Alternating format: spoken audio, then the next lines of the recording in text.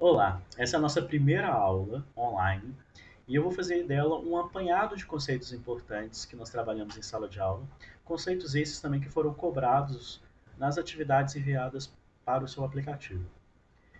Essa aula também ela será importante para a gente fazer a nossa primeira atividade da aula online, que consiste numa nuvem de palavras, ou seja, conceitos importantes, palavras que vocês considerarem importante, anotem. Eu gosto que a anotação seja de forma manual mesmo, manuscrita, para que seja bem orgânica, desorganizado, e depois a gente vai pegar essas anotações e construir uma outra atividade. Então, ela é extremamente importante. Eu vou diminuir a minha imagem, vou colocar aqui no canto da tela para que a gente possa acompanhar os slides. Então, aula online, segunda série, Geografia, professor Pedro, turmas MC e ML. A gente começou a falar no início do ano sobre fases do capitalismo. É marcado por quatro fases: comercial, industrial, financeiro e informacional. A comercial, ela consiste no período mercantilista, onde os estados nacionais eles davam pouca ou nenhuma liberdade econômica e ao comércio.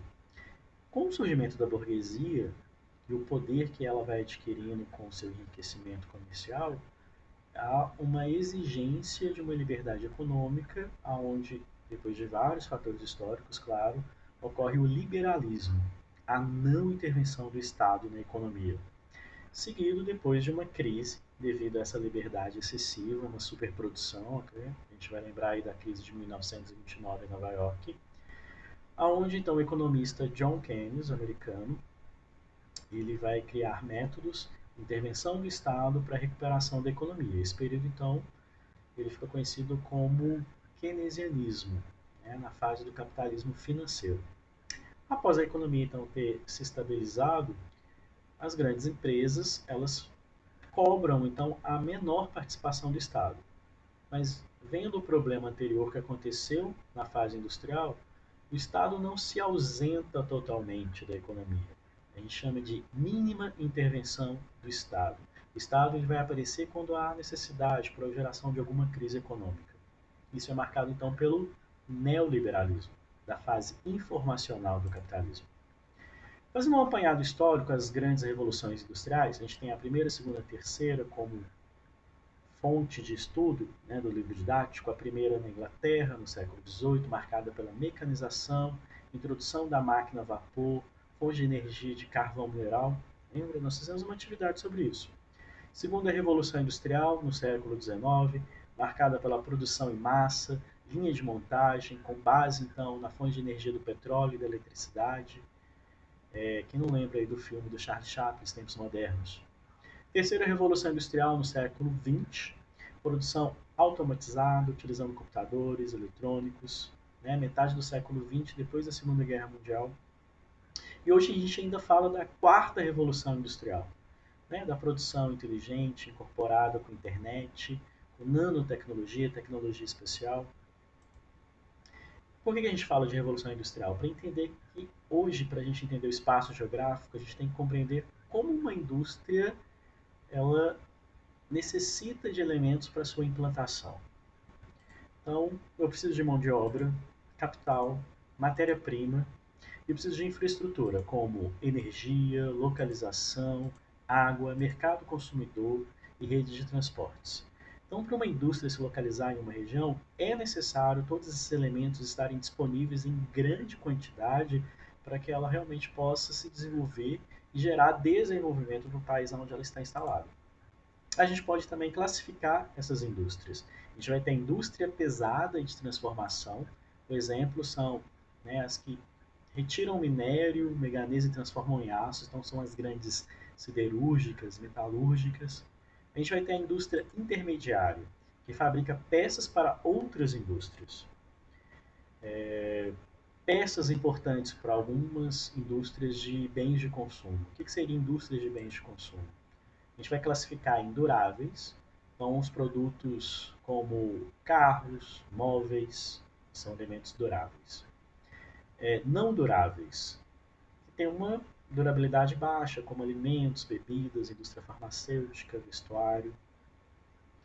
Então eu vou precisar de matéria-prima que vai para a indústria pesada ser transformada, né, matéria primária da industrialização, que vai ser enviada para a indústria intermediária, onde vai transformar em alguma peça para mandar para a indústria de bens de consumo.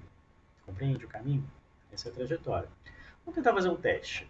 Classifique as indústrias através dessas imagens aí para mim. A imagem 1, qual classificação que você colocaria?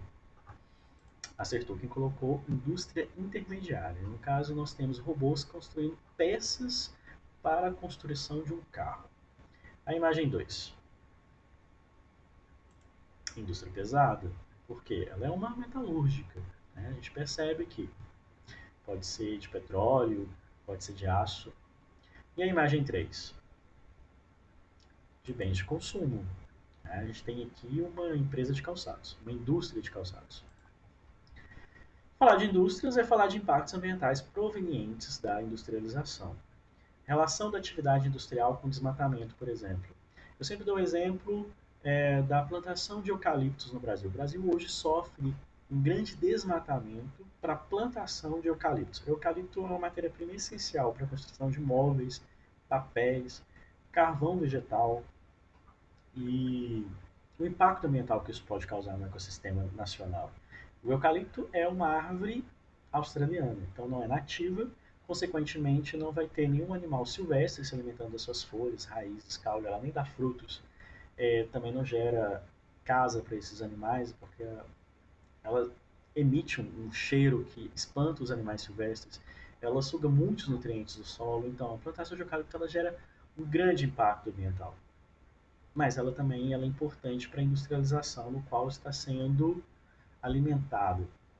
E aqui tem uma outra foto, que a gente vai mostrar a questão das poluições que a indústria provoca. Poluição atmosférica, hídrica, do solo. Aqui a gente tem um lixão com um globo no meio, mostrando a questão do consumo e do excesso de lixo produzido a partir desse consumo. Então a gente consegue fazer várias reflexões a partir do capitalismo, que gera esse consumo, que provoca uma maior industrialização e que gera vários impactos ambientais. Bem, a gente trabalhou também um conceito importante que é o fenômeno da globalização. É um termo elaborado na década de 80 para descrever o processo de intensificação da integração econômica e política internacional, marcado pelo avanço nos sistemas de transporte e de comunicação. Eu coloquei em negrito e grifado porque essas duas palavras nesse conceito são extremamente importantes. Dica para a atividade que vocês estão fazendo agora. Por se caracterizar por um fenômeno de caráter mundial, muitos autores também preferem utilizar o termo mundialização. A globalização a gente sabe que ela não iniciou na década de 80. Né? Ela é um fenômeno que vem desde as grandes navegações, mas ela é intensificada a partir dos avanços tecnológicos do transporte e da comunicação. Veja mesmo o exemplo, a gente está passando por um período complicado, mesmo assim nós estamos tendo aula, graças aos avanços dessa comunicação. Nós estamos aqui tendo uma aula online, com webcam, com áudio, com texto, com videoaulas, vários elementos tecnológicos. A globalização ela proporcionou essa interação de uma forma mais fácil. Tá? Então, isso aqui dá para a gente fazer uma reflexão e a gente trabalhar uma atividade bacana lá na frente. Fluxos globais. Olha esse mapa aqui para a gente poder compreender quais são as regiões onde a gente vai ter maior fluxo, maior interatividade. A gente nem consegue enxergar o continente europeu devido à quantidade de informações que entra e que sai de lá. Estados Unidos também, Japão também, Brasil médio. Agora, olha o continente africano. Isso aqui a gente consegue fazer uma regionalização a partir da globalização. Outra atividade que a gente vai trabalhar lá para frente. Bem, a partir desses conceitos tratados aqui, eu gostaria que vocês terminassem a nuvem de palavra, que ela será, vamos dizer assim, materialidade para outra atividade. Finalizamos aqui e até breve.